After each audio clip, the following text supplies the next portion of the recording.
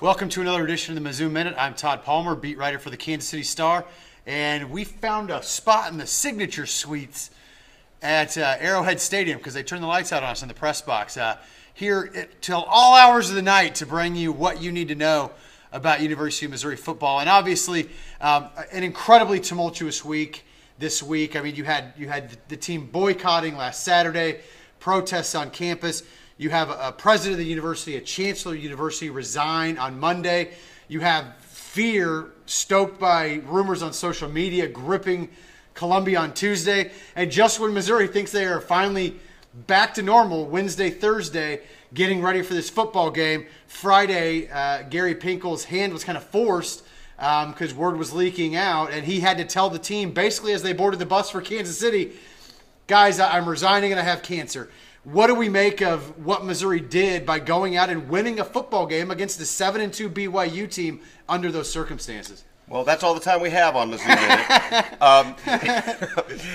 Now, all which needed to be said. And look, there's so much going on here. I've been actually thinking all week about how impossible it is to get your arms around any one element of this thing, and let alone in the big, bundle we have here tonight. But I do think in the end, for all just focusing on Gary Pinkel for a second, for all this just chaos that he was trying to navigate for himself, for his team, somewhere or another, he sort of did it again. He found it within himself to revive this team a little bit. I don't know if they're going to manage to pull through and get to a bowl, but you sort of think they will now. And this was an unlikely win. I mean, you could certainly call it surprising, and I think a little rousing even. Yeah, and if we want to talk football for a minute, there were some encouraging signs, like you said. The fourth quarter, they scored 2 touchdowns to rally. What is this touchdown thing, too? I know. I understand this happens in the game of football. It's funny you mentioned that. It was the first time Missouri scored 2 touchdowns in a quarter since the third quarter, September 12th at Arkansas State.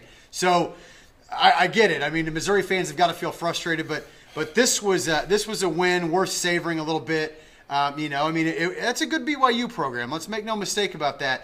That came in here, and a young quarterback in Drew Lock found a way to help marshal them to victory. He made some mistakes, but he threw for a career-high 244 yards, 19 of 28 completion, after 4 games in a row where he was below 500. So good things all around, I think, on the field. W under his ledger, is it? South Carolina. They also beat South Carolina, but he's now 2-4 as the starter. So, well, he was, Kansas City guy, and he was rather emotional about that, I think, or he brought it up. I guess even seeing some fat heads of himself out in the out in the audience, and that's a nice thing. Is it 19 players, Todd, from the Kansas City area? Something along those lines, right?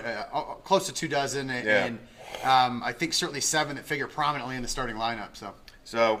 Well, Todd's our host. He can take us out, but I think that's all we got for you on Mizzou Minute. Well, obviously, Mizzou Minute.